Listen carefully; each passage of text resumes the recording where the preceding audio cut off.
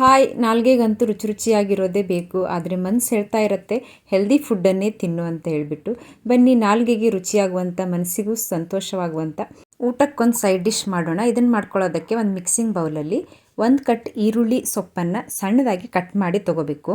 ನಂತರ ಒಂದು ಆಲೂಗಡ್ಡೆನ ಸಹ ಸ್ವಲ್ಪ ದೊಡ್ಡ ತುರಿಯಲ್ಲಿ ತುರಿದ್ಬಿಟ್ಟು ಹಾಕ್ಕೊಂಡಿದ್ದೀನಿ.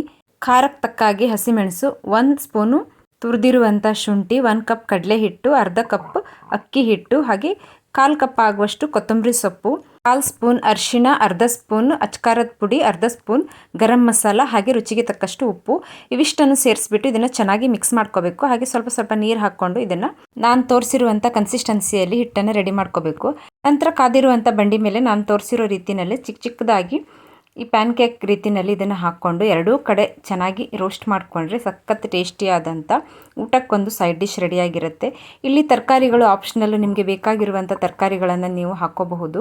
ಎರಡೂ ಕಡೆ ಚೆನ್ನಾಗಿ ರೋಸ್ಟ್ ಆಗಿದ ನಂತರ ಇದನ್ನು ತೆಗೆದುಕೊಂಡ್ರೆ ಸಖತ್ ಟೇಸ್ಟಿಯಾದಂಥ ಊಟಕ್ಕೊಂದು ರುಚಿಕರವಾದಂಥ ಸೈಡ್ ಡಿಶ್ ರೆಡಿ. ರೆಸಿಪಿ ಇಷ್ಟ ಆದರೆ ವಿಡಿಯೋಗೊಂದು ಲೈಕ್ ಮಾಡಿ, ಹಾಗೆ ಚಾನಲ್ಗೆ ಸಬ್ಸ್ಕ್ರೈಬ್ ಆಗಿ. Thank you. Bye bye.